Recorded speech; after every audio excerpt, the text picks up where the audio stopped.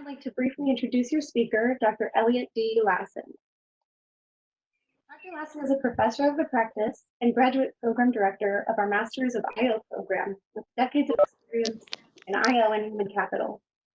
During that time, he has worked in the private, public, consulting, nonprofit, and higher education sectors. Dr. Lasson has expertise in careers and job search and has been a sought-after resource nationally of unemployment and workplace topics. He has been featured in recent media appearances on Maryland Public Television, WBAL Radio, and Fox 45 Baltimore. His articles have appeared in the Baltimore Business Journal, Yahoo, Finance, and Huffington Post. Dr. Lasson earned his BA in psychology from UMBC. He then went on for his MA and PhD in organizational psychology from Wayne State University in Detroit, Michigan. Dr. Lasson holds certification as a senior human resources professional from the HR Certification Institute and SCP from SHRM. In 2009, Dr. Lasson was appointed by Governor O'Malley to the Governor's Workforce Investment Board, where he served for 5 years. Dr. Lasson has mentored many students in their careers, facilitating internships and job opportunities.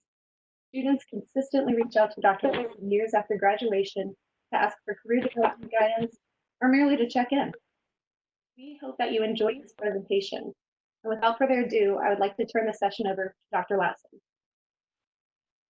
Maggie, thank you very much for organizing today's session and reminding me that I was muted.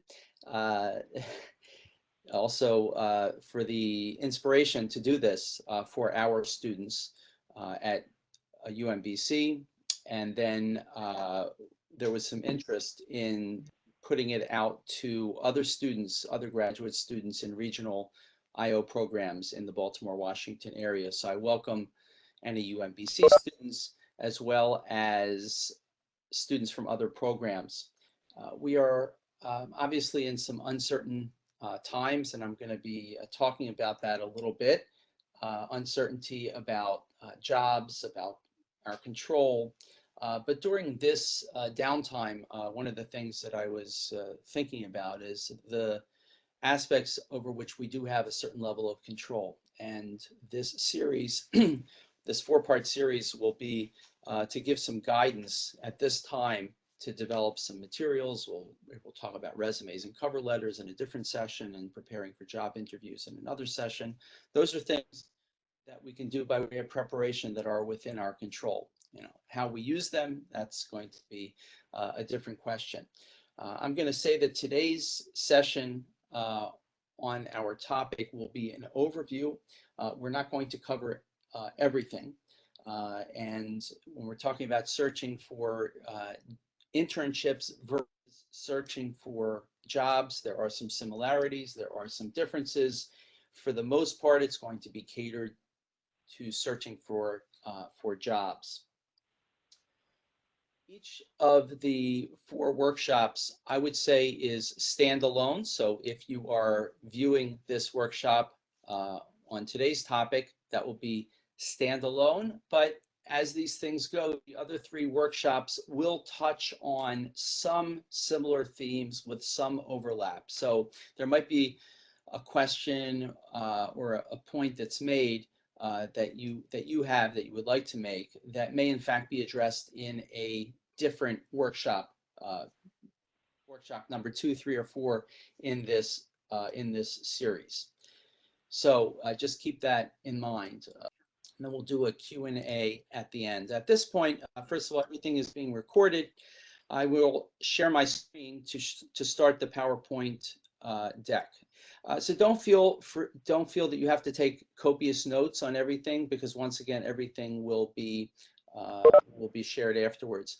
So as you can see, the topic of today, and we're going to try to cover it in about an hour, is job search, offers, and salary negotiation. So it's sort of a progression in terms of time that you would be engaged in these particular activities. So that's why I am structuring the talk today in that order. A mentor of mine has been fond to use the term VUCCA, a VUCCA world. We're living in a VUCCA world. So as you can see on the slide, This term VUCCA is not a new term, but it is a term that has started to be used, and certainly it would describe today's reality. It was coined actually during the Cold War, uh, to relate to different conditions that have occurred, that had occurred in the Cold War, and certainly are relevant to today's crisis management and disaster recovery planning that organizations are engaged in. And I put that as a backdrop just to kind of just acknowledge the elephant in the room. And it's obviously on our thoughts, the way that we are speaking today, and the way that I'm conveying this workshop to you is really in the spirit of virtual communication in which we all exist. If everybody can mute yourself, anybody who may have joined, please. Everybody mute yourself. Thank you. So VUCA is actually an acronym that stands for volatility, uncertainty, complexity, and ambiguity. Some have added chaotic. And I think we can all agree, based on what the labels that are associated with that acronym, that we are in an era where everything is changing, that something's changing daily. Things are unpredictable. We don't know when things are going to be reopening. Obviously, there's been a lot of complexity with regard to the economy, and everything is kind of interconnected to employment and people working, most people, a lot of people not working. But it really has really been a disruptor, and it leaves us in a very unsettling place in terms of what's going to happen. And many students are concerned, for understandable reasons, about what tomorrow is going to bring. And tomorrow is defined as literally tomorrow, a week from now. Many students are thinking about their career choices, their career progressions at this time. So once again, I just want to put this slide up to introduce you to a term that you may be unfamiliar with, but really just to acknowledge the space in which we are at this time. So let's just kind of put out there a roadmap of what I would like to cover. Number one, when we talk about in psychology in general, attitudes and behaviors, and specifically I'm going to talk about the attitudes and behaviors that are important for the job seeker. The second section will get into understanding job offers. What is a job offer? What is not a job offer? A lot of people are unclear as to that distinction. When do you have actually a formal job offer? And also to how to understand and compare and contrast and navigate those job offers. This next slide really speaks to why somebody would be looking for a job. And for those of you who are graduating this semester, hopefully that will happen, even if there's no formal commencement with all of the pomp and ceremony associated with that. But for those of you who are graduating with a master's degree, that will be a point of motivation or impetus to start looking for a job.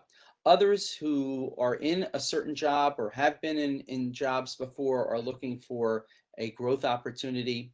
Some people are not pleased with their job right now, with the working conditions, with the work-life balance that a given job affords somebody. Obviously, we're thinking a lot about work-life balance now because we are working where we live, if we are working.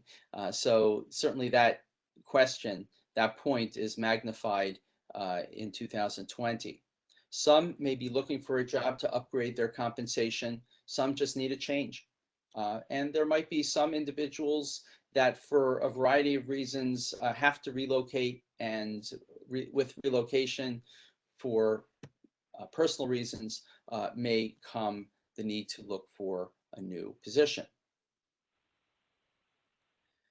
When you're looking for a job, I think that there are certain assumptions that we can all agree upon. Uh, the first is that there are certain goals associated with looking for that job. As students who have invested in their careers, both time and resources and money into their graduate training, one would hope to get into a situation that will provide both short and long-term uh, professional and income, because that's why we make that investment. We learn new things, we develop competencies that are associated with I O. Of course, today's session is going to be more or less skewed towards looking for jobs in IO and HR. We'll talk a little bit about that later, but that's kind of a baseline assumption of getting a job that's going to put us in a better place, that's going to put us into a trajectory where we will be able to grow vertically, sometimes diagonally, horizontally, in some cases. That is a goal number one. Number two, we have an assumption that we are good to go, meaning that we have the resources, we have the materials at our disposal that will allow us to apply for jobs. And obviously another coming attraction is putting together a resume. So that is a part of good to go, but there are some emotional factors where one also needs to be ready to start applying for jobs, to start interviewing for jobs. So you have to be in a position to do that. There are always going to be changes that a person is going to make when he or she obtains a new job.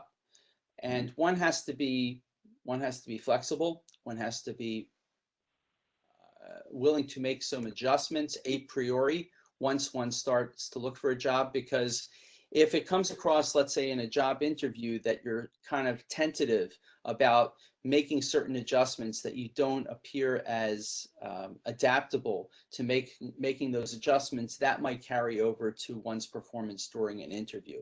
So I think we all can appreciate the fact that pretty much every stage in life, every new situation brings with it the need for adjustments.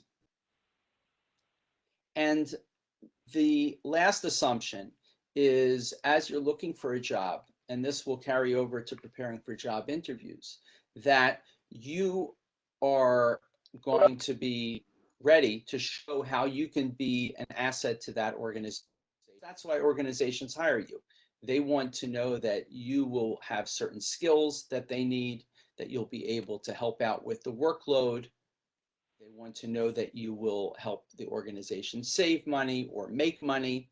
That's really another assumption that we should all keep in mind. But once again, I don't think I'm telling anybody anything that's absolutely new or novel. So when you're looking for a job, here are some prerequisites by way of materials or systems that one has to have in place. We'll talk about resumes on another session coming up this month, but there might be some samples of your work, let's say a report that you might have done in capstone, or it could be a writing sample, a research article that was published. So those should be available to you somewhere that is accessible in case you need to either print it out or you need to send it somewhere by email. Once again, I'm just going to repeat, please make sure that you are muted, because otherwise there is some background noise if you're not muted. You'll have a chance to unmute yourself later.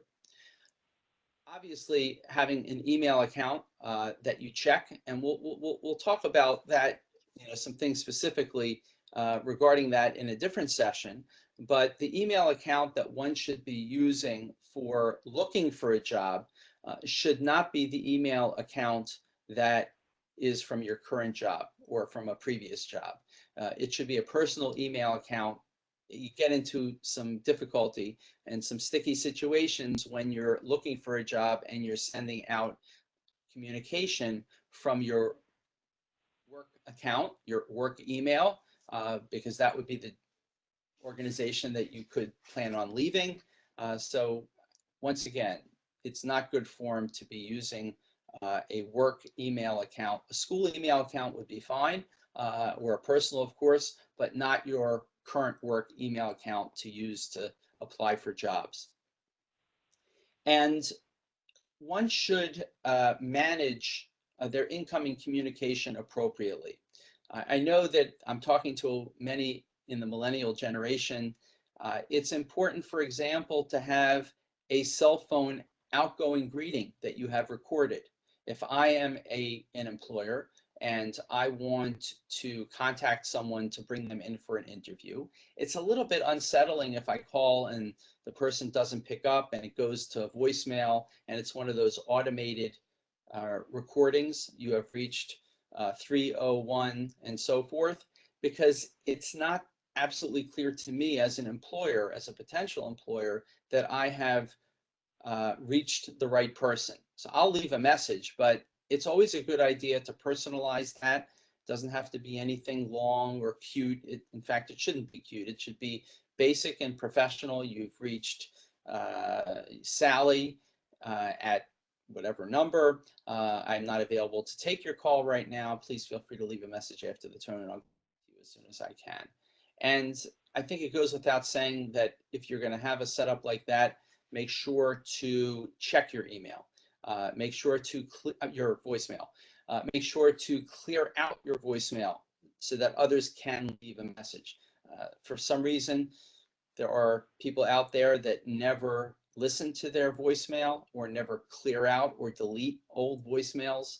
Uh, those voicemail boxes can get clogged up, and it's not good form to have that, because you want to come across as being in the game, that you're looking for a job and you are managing your incoming communication. Digital connectivity, I think for the most part, everybody has like Wi-Fi or smartphones, but let's say if you're going to be going on vacation or somewhere else, it's probably a good idea to take a laptop with you as opposed to simply taking a smartphone, because you might have to access certain documents that you may have on your laptop, or it might be easier to send out a professional level response to an email query that might not be the best, that a smartphone might not be the best vehicle, might not be the best device on which to send that out. So if you are going to be going out for going away for an extended period of time, then you should take a laptop. And let's say with email, for example, if you're going to be inaccessible, off the grid, you should set your out of office message on your email address so that there'll be an automated reply. Once again, you want to make sure that the people that want to get in touch with you, that need to get in touch with you, will know that you will respond to them by a certain time. Now, this is a question that I get from students and alumni quite a bit, and that is, where do we look for jobs? Where do we look for jobs in IO or HR? And I think that there are several go-to channels through which we can look for jobs. I'm a very big networker, and LinkedIn, I always, sometimes joke that if LinkedIn was not around, I would kind of figure out a way of connecting in a way similar to LinkedIn. So networking is what I would define as a series of ongoing communication events with the objective to increase the probability of being in the right place at the right time. That's just the way that I've defined it over the years. And we network through a few different ways. We network through what we're doing right now. Maybe if there's a graduate student consortium, so you have that as a networking platform for your professional development. We have networking channels through professors, through former professors. We have networking channels through friends. So even if you're a natural introvert, reaching out appropriately and advocating for yourself, that is really a big part of it. Also keep in mind that for people looking for a job, let's say you know someone that works in a company and you're interested in a job in that company. It's very possible that that individual that you know might be eligible for a referral bonus. So you might want to ask that person, how to allow for that. But also, word of mouth referrals will often come with a greater amount of credibility than just some random applicant to a job. So try to leverage your network to your advantage. Social media, there are different platforms of social media. Everybody's familiar with Facebook and Instagram. With regard to looking for jobs, I think LinkedIn is sort of the king for professional communication, and there's a pretty robust job search function in LinkedIn to use and leverage. And you can find people that work in organizations that you might be that you're interested in working for, that you may have some first or second degree connection. So that's another way to reach out to people and identify people that already work in the organization that you might already know. So there also might be jobs that are posted on Facebook, other social media platforms. The traditional, I would call the traditional way to look for jobs is going to be looking for job postings online. So we can have an organization, ABC organization, that puts their jobs on an employment tab on their website. So if you might have heard about a job through a different channel, and then it takes you to that website, or somehow you get correctly you get connected to that website directly. So those are jobs that are formally posted on a company's website. Or there could be third-party websites like Career Builder, Monster, and Indeed is a big one. And just everybody should realize that Indeed is what we refer to as an aggregator. There are companies that can post directly to Indeed, but Indeed also has a way of picking up job postings from all over, and they go on to Indeed. Uh, I would say that in most cases, it's most appropriate, and your odds of getting noticed are better if you just find out who's hiring and you totally close down your browser and look for that same job on the company website and don't go through Indeed, because there's a lot of people that apply through Indeed who are not necessarily the most serious or deliberate job seekers, and they're just applying to everything.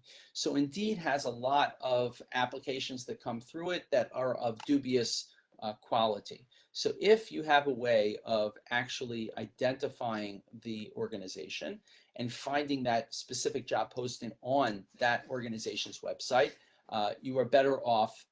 You're better off applying in that way. So that's called an aggregator. An aggregator is just a website that picks up job postings from other other websites. And finally, we have a variety of professional associations and alumni networks. Uh, at UMBC, we have an alumni network for jobs. If you're from a different program in the area, chances are you also have some sort of alumni listserv, or otherwise are messaged by professors about job openings that come across their desk. But we also have the various professional associations with which we are connected. So we are connected, let's say, to SIOP or PTC in our area, or the Society for Human Resource Management. So there are relevant professional associations where we can go to their website, but we also, of course, attend their meetings, attend their conferences. SIOP, unfortunately, because of the situation this year, is not having a physical conference like they did last year, but hopefully they will in the future. But there are many professional associations that are relevant, and it's just a matter of identifying the professional associations that have been recommended to you to connect to. And professional associations might also have distribution lists for memberships. for members, where if you are a member, you'll receive those job postings. My suggestion when looking for a job is to try to take a broad perspective. Uh, the job title IO psychologist is very limiting if you are going to use that in your job search. Um, you might see some, let's say for the federal government, you may see a job called IO psychologist. And in some states, unless you're licensed as a psychologist, which is a whole other topic about IO and licensure, you might not see that actual job title in a job that you'd be applying for. However, there are many jobs out there within the field of HR or IO that you might have the skills and qualifications and experience for that do not have IO psychologists in them.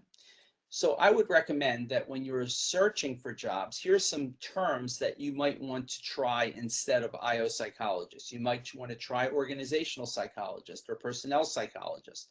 But there are job titles or search terms that you can use that don't even have either IO psychology or IO or any permutation of that, that would be jobs worth considering.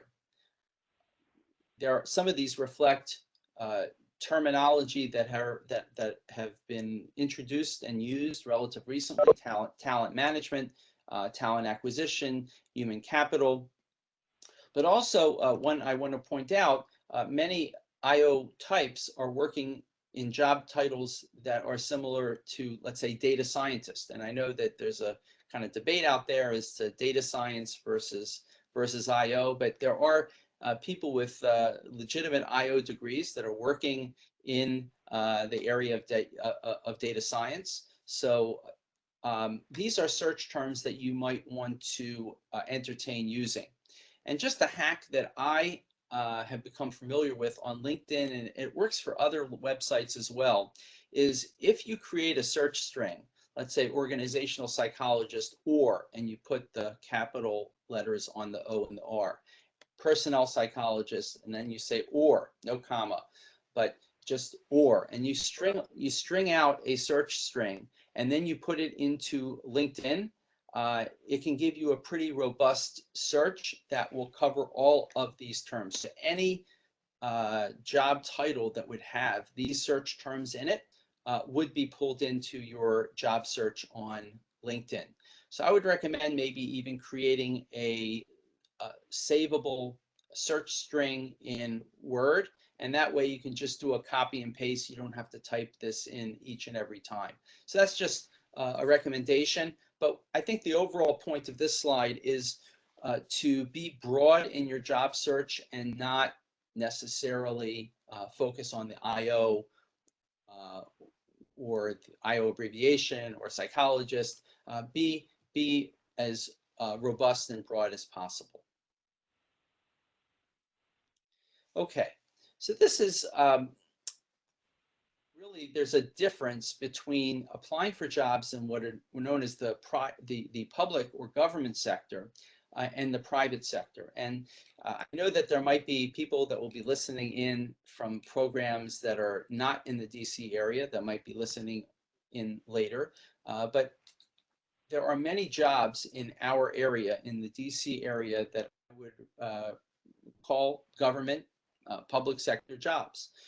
So for the federal government, at least, and really to some extent, state and local governments, and this would apply everywhere pretty much, it's going to be a more deliberate, a more formal process. So the federal government uses a platform called USA Jobs, and now is not really I don't really have the time or the bandwidth to talk about that application process and how it might differ. I'm just going to try to keep it concise that the federal resume is going to be more based on matching up keywords to the job rather than a free-form private sector resume. And that's what you would put on USA Jobs. So you would want to customize a resume for a federal job based on keywords that you extract from the job description.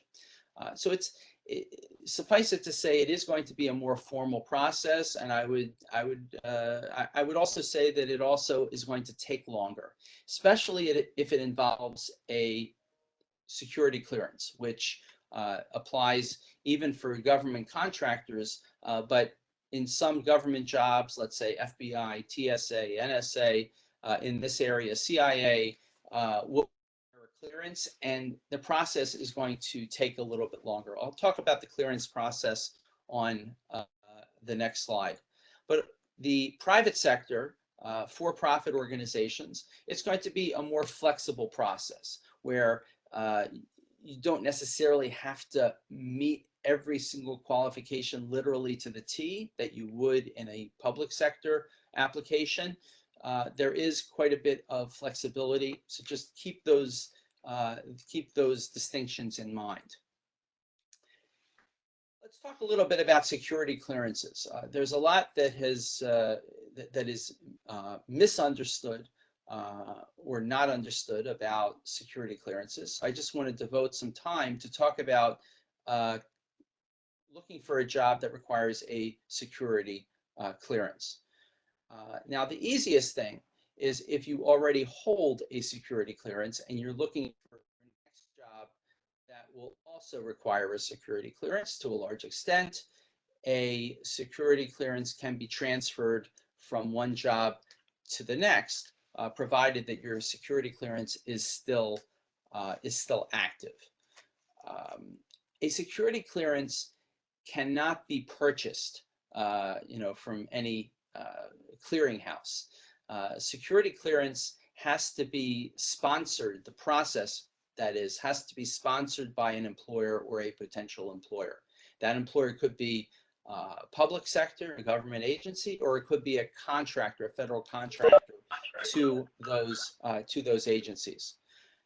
It is a formal process, and the types of positions that would require some level of security clearance, you can see that there are non-sensitive positions that might require a very minimal background check.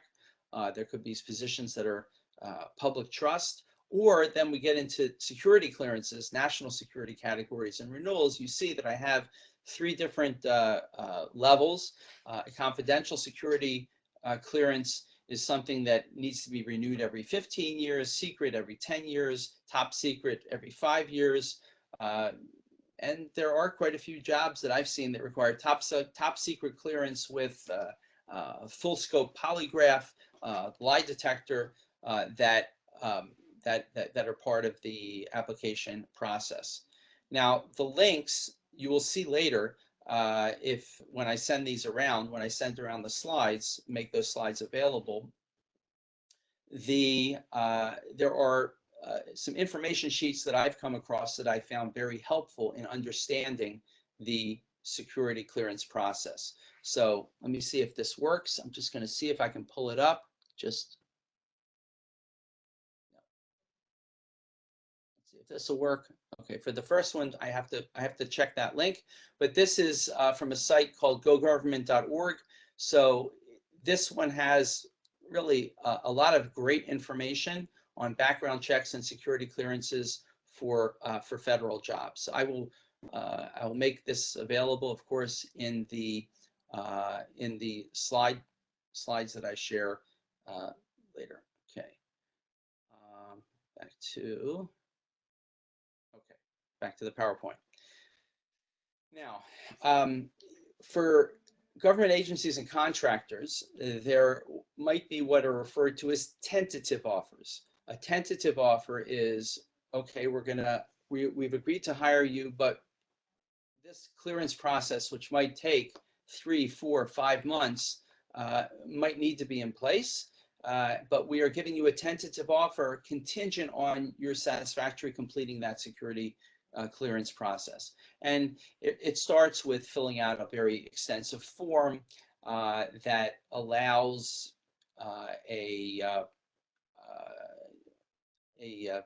I guess they call them agents, to start probing your background online, and they'll start setting up interviews with people that you've gone to school with, people that you've identified, but also keep in mind that they will send out these agents to do their due diligence and contact people that are maybe 2 or 3 degrees of separation away from you to find out about things like your character and vulnerability to um, blackmail and the like.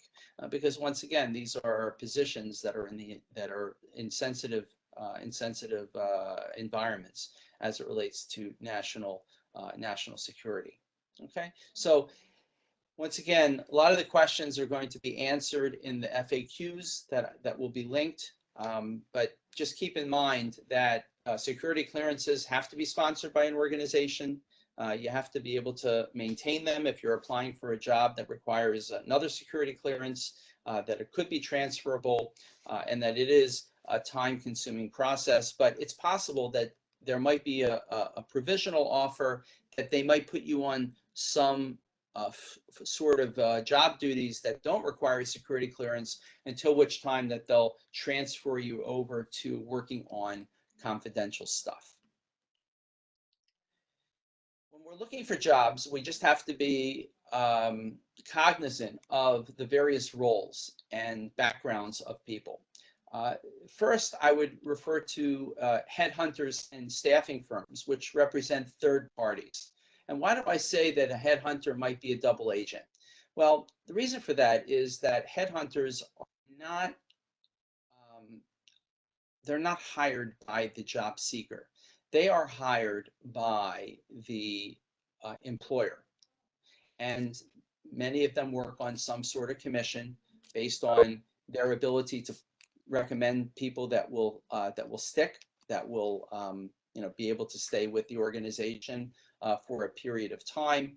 And what happens, unfortunately, is there are a lot of very qualified people that, for whatever reason, the organization is going to say, okay, that person looks good, but it doesn't have specific industry sector experience in healthcare, healthcare HR. Maybe they've had higher education HR experience, but not healthcare.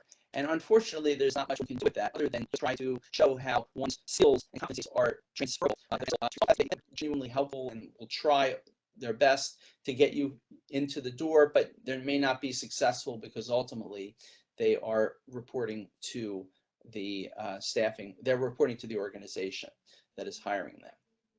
Then the other third party, as we mentioned before, could be your network. It could be somebody who knows somebody in that organization, or it could be somebody who's already in that organization who might be willing to share your resume, to put in a good word, and get you seen, and hopefully get you an interview. Now we get up to we're kind of following along the chronology. Now we get up to a job offer. And I think there's a lot of ambiguity out there, or unclarity as to what is a job offer.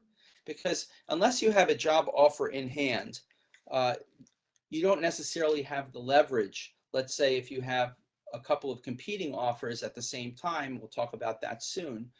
But it's important to know that if you have, if you're going to say that you have competing offers, you have to know for sure that it is a job offer, because sometimes there'll be some preliminary discussion that they like you, they want to hire you, but until you get some sort of formal correspondence, uh, in most cases, it's not going to be a physical hard copy letter. It's going to be some sort of email that states that we are offering you the job, and please respond to this and accept the terms of employment that we have stipulated. It may have a job description on it.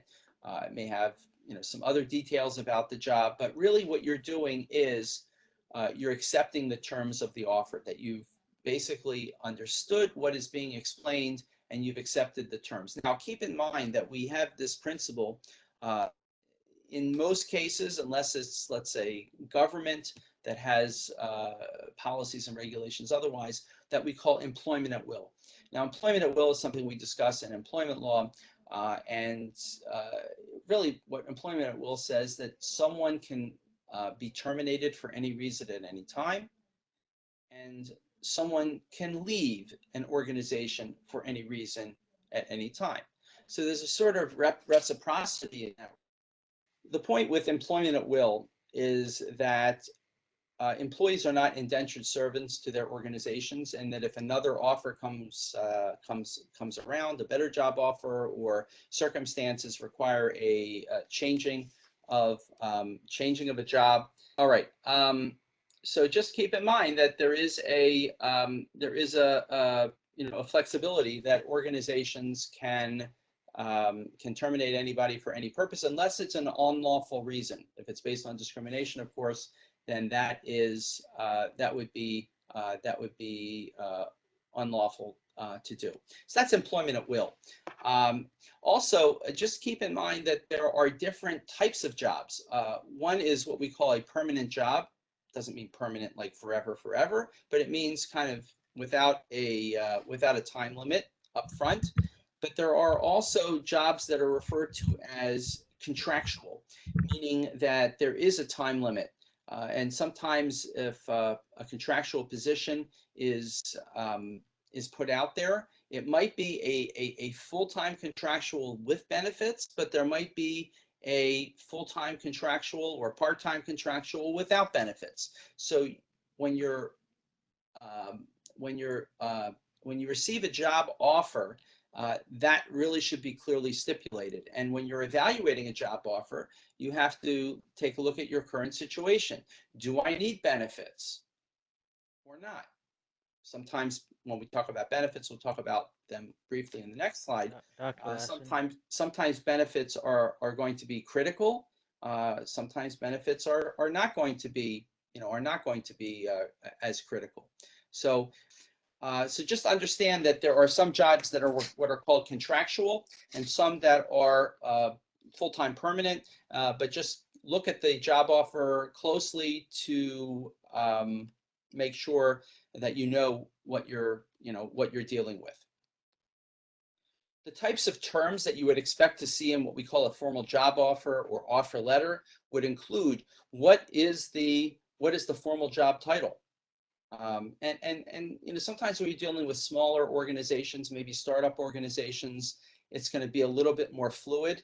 And you really have to protect yourself and make sure that before you make a commitment to accept the job, or before you reject another opportunity, that you have to make sure that there is some sort of formal offer that will be clear. Most large or even medium-sized organizations will have that, but there might be some small organizations where it's a little bit more loosey-goosey. But the terms that you would expect to see include a little bit of a job description. What are the hours and conditions? Is it like 9 to 5, or it may just say 40 hours a week? There might be something built in there for telework opportunity. Is it exempt or non-exempt? Now, exempt and non-exempt refers to whether it's overtime paid or not. So there are some jobs that are what we call exempt, which are professional level jobs above a certain salary, where someone, if they work overtime, then they earn comp time, and that is like time off. But non-exempt jobs are where a person, if they are asked to work overtime or they offer to work overtime, are paid at time and a half. Another thing that you need to just weigh in making your decisions, making your life and employment decisions, are, does it have benefits or not? And what kind of benefits are we talking about? Primarily benefits, although every organization has its own unique package, will include paid vacation, which could be, let's say, for sick leave, or it could be vacation pay. But also the other big ticket item here is health insurance. And the industry standard for the value of benefits is 22% of the base salary. So if you're weighing job offers, one is contractual without benefits, and one is a permanent, let's say, regular job with benefits, and the latter is less in terms of the base salary.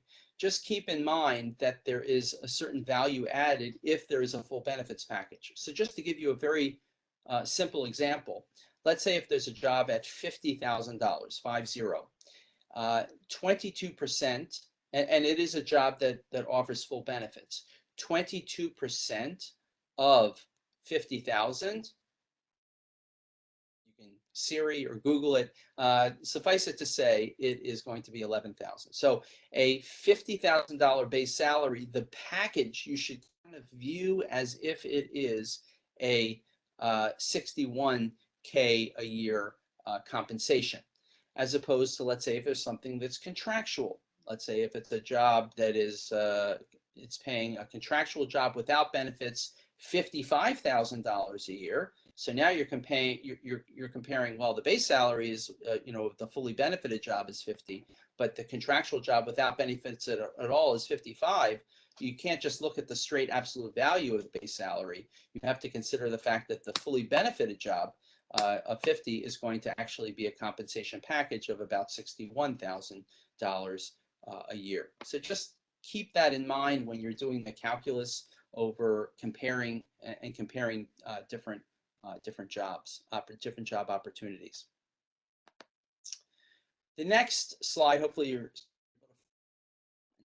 provisional offers in the consulting space, especially like the government contracting.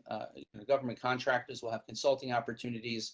That is something that even seasoned professionals will encounter.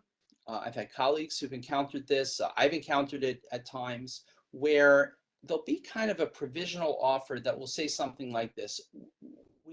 If we get the contract with the government, then we're going to need you. We vetted you, we interview you, but we are going to we're going to need you if we get the contract. Now, you can take a very optimistic view and say, all right, well, it looks good that they're going to get the contract because that's what they said. But what happens 1-2 months later? They call you back and they say, we got some realistic news. Unfortunately, we didn't win the bid. Okay, now they want to try to sell the job to you because they want you on board. They want to be able to present your credentials when they bid on that contract. But just keep that in mind as a possibility. And a provisional job offer is not a guarantee that they will get the contract and we'll have the work that they'll be able to offer you the job. So manage your expectations accordingly. Now, the next slide speaks to being able to answer the question of what sort of salary that you are expecting, and it's often a difficult question to answer if you're put on the spot. So part of your preparation in your job search is to try to figure out, number one, how much you're worth based on your education and experience, what the market is for that particular job in that organization, in that geographic space, because very often there will be a geographic differential, maybe based on the various job market, cost of living. There are some websites that do provide a little bit of information, but I think you have to take some of those websites with a grain of salt, like salary.com. A lot of people will use that.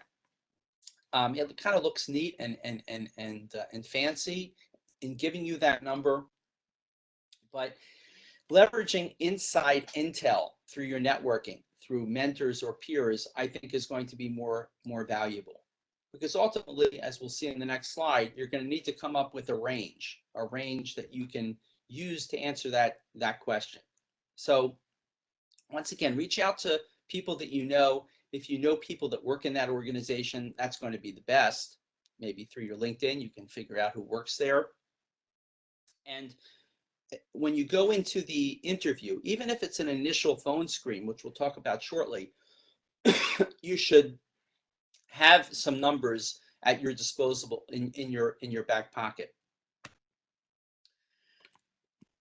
It's best to have a range. And now coming up with a number is going to be a little bit tricky, because on one hand, you don't want to shoot too high and price yourself out of the job. on the flip side, you don't want to undersell yourself either. So that's why having a range, especially given the fact that some jobs might come with different types of benefit packages, so have a range in mind. If you're asked early on in your job search or maybe a phone screen, try to hedge and hold out on giving an answer. You might want to say something along the lines, well, what I'm looking for really depends on the situation, and I really would feel more comfortable answering that question once I learn more about the job and the situation. However, keep in mind that recruiters who are often doing those preliminary phone screens, they're, they want to get a number out of you. They want to get a range out of you. Not that they're necessarily going to hold you to it, but at least it's going to show that you're in the ballpark. That's really why you need to have a range. It should be a reasonable range, and that will give you some flexibility to go a little bit lower if it's a job you really like, but that you're willing to kind of sacrifice a little bit, or if you need to go higher in the end. So don't come up with a specific number that I'm looking for 55,000. You might want to say I'm looking for something between 5 and 57. And I think you could probably go up to maybe a seven, like a 7,500 range, maybe even the 10,000 range, depending on the situation. Actually having that first phone screen, because very often for that number at the phone screen. Some factors to consider when coming up with that number. Are you willing to sacrifice if at all favorable? Balance is going to be favorable, or you might be able to work remotely. Now everybody's working remotely, but I'm trying to be balanced in terms of the current state and what hopefully will come back at some point in the future. But these are all factors. These are all factors that would go into your willingness to accept a certain job. Now, a question that I sometimes get, and this question comes from not just colleagues and students, but also comes from friends, about how to manage competing concurrent offers. So this is probably one of the more difficult and challenging things to do, because let's say you have one offer that just came in. What's today? Today is Monday, right? Let's say that you had an offer. That's one of the challenges of today's reality, that it's not clear what day of the week it is. I find that to be the case. But let's say you got a job offer last Friday, right? So that offer is kind of on the table for you, and then you have an interview today. So, and then you don't know what the outcome of today's interview is yet, because maybe there's another interview that you have to do, or somebody needs to make a decision. So now you have an offer on the table, and the first offer from last Friday, they want you to get back in touch with them. So you have to kind of try to buy time and say, would it be okay if I give you an answer by Wednesday or Thursday of this week? And hopefully they'll be okay with that, and you'll have an opportunity to kind of wait and see how the other interview works out, or what sort of response you get from them. Or if you have an answer from employer one, a job offer that gave you an offer last Friday, then you have a little leverage when you have that interview with employer two, and you can say, I just need to be transparent with you. I have an offer on the table. So as you can imagine, I kind of need to make a quick decision. So it would be appreciated to the extent possible. You don't want to box them into a corner and coerce them or come across as that. You would try to buy some time, and therefore, having that constant connectivity of answering your voicemail messages, listening to your voicemail messages and emails. You want to monitor that. Not that you're monitoring it every 5 minutes, but at least be able to be in touch with employer A and employer B. And if you, let's say, do get a job offer, you didn't have that job offer from last Friday, but you do get a job offer from another employer, let's say employer C, then you're going to want to convey that to employer B in order to kind of put a little bit of pressure on them in a nice way, to hopefully get them to move a little bit quicker. Okay. As these things go, in life and our professional lives, you want to be honest. You don't want to misrepresent a job offer that really is not a job offer, uh, because that could come back to burn you. Because they could say, well, we're sorry, we can't get back to you that soon. So now you've kind of said, that that you had a job offer, but you really didn't have a job offer. So you want to obviously be transparent and maintain your personal integrity. You don't want to misrepresent what you have or what you are or what you don't have.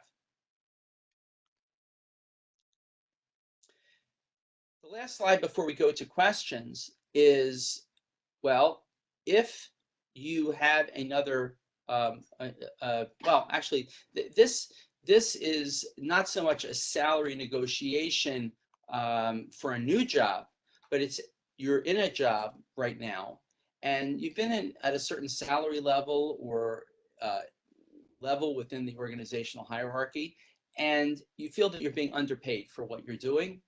You feel that you're underpaid for your degree that you might have recently obtained. And this is maybe a little bit of a difficult and awkward conversation. And that is, how do you ask for a raise?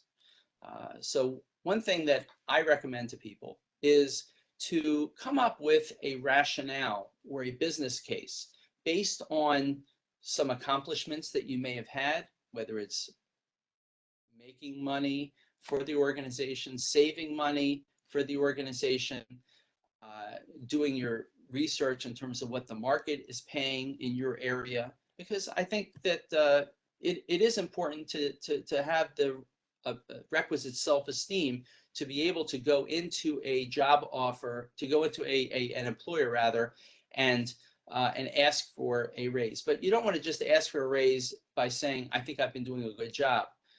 Have some objective metrics of accomplishments that show them a project that you've done. It could be that the person you're asking for a raise may not be absolutely familiar with your work. You may be asking HR, or you may be asking somebody that does not directly supervise you. So you want to come up with a business case for why they should be paying you, why you should be paying you more. And also, you might be asking for a raise because you have gotten an offer from another employer. That's why, that once again, that's where honesty and integrity comes in, that you want to say, well, I just interviewed for a job and they were willing to offer me, $20,000 more than what I am making right now. And if I am to stay, I'm really going to need to make a business case for myself that that I can stay. I have to be able to afford to stay, and that is another reason having that meeting to ask for a raise in order to generate a counter offer. So I see the time now is 2:07. We had a little bit of a glitch in the middle, but I wanted to kind of keep this workshop to an hour. What I'm going to do is I'm going to go back into the mode where I can see the chat box, hopefully. And also, I'm going to ask anybody who doesn't seem like there are any questions other than the issue here. The issues, the technical issues. So I'm going to ask anybody who has a question to unmute him or herself, and I'll try to entertain questions at this time. Dr. Ellie, can you hear me? Yes, when you do, just announce your name, maybe your school, before you ask the question, and that way I'll know who you are. All right, my name is Amr. I'm in the IO Master's Program at the University of Baltimore, set to graduate this May. Yes. My question, I'm interested in finding a job in HR. However, almost every single HR posting has a requirement of X years of experience, which I don't have. So how can I go around that? Does a typical IO program substitute for that experience? That's a very good question. It is somewhat of a common question. Um, so can I assume that based on the job description, that you feel that you have the knowledge, skills, and abilities and other characteristics, to use job analysis terminology, to perform that job? Yes. Okay. Um, does it, I'm just going to ask you a couple questions and hopefully I'll formulate an answer. Does the job posting have any sort of certification requirement, or let's say recommended certification from SHRM or HRCI? No, not necessarily, because I've been looking at multiple job postings, and actually the majority of them don't even require a master's degree. A lot of them just say bachelor. Right. So that's a, that is a challenging situation to maneuver. Um, so here are a couple things that you can do. If it's a public sector, government job, then usually there, unless there is any sort of allowance or substitution, it's kind of difficult. It's difficult because they operate on a kind of principles of being very literal and fairness and all that. Um, do you have, I would say if there's something that you really, really are interested in, to try to find out some sort of entree that you might have through a networking connection to kind of get your resume in there with a little bit of commentary that here is an individual who's a recent graduate from University of Baltimore, has a recent master's degree in an HR related field. He may not have the experience, and try to leverage that connection. Even if it's not like the closest connection, it could even be somebody from outside of the organization. But I would say in those situations, having somebody advocate for you that knows the hiring manager. So you may want to do a little bit of research to find out who the hiring manager is and figure out a way to get to that person. And that person, I think, would be in a better position to make a case for a degree being a substitute for the lack of experience. Now, of course, in your resume, any experience that you may have had in, let's say, an internship, or if you've taken an HR course, even though some people may not look at an academic course as being the same as experience, but try to legitimately show that you have the knowledge, skills, and even if you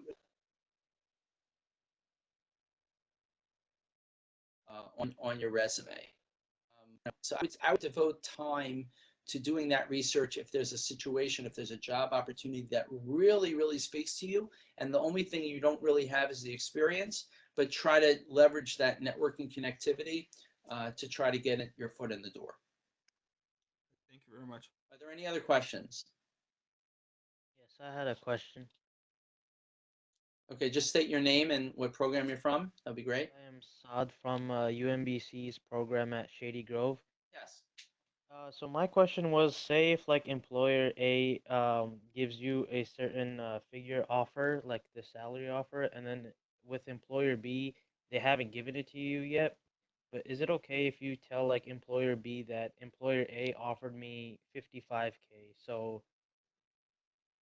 like if employer B wants me, then can I shoot for something Right. more? So you don't want to identify who employer B is. You would just say, I have another job offer, and then assuming that it's relevant, that number of 55 is something that you want to put out there. And once again, you need to have that job offer in hand. It has to be a formal job offer. Then I think that would be appropriate. I just want to let you know that and that that could be part of what you disclose in an interview for a phone screen. You could say, I'm actively looking for a job. I have a job or offer on the table with employer A for 55 right now. So I would hope that you would match you would be able to match or exceed that. But don't identify who employer A is. Any other questions? Hi, my name is Emily. I am in the IO program at George Mason.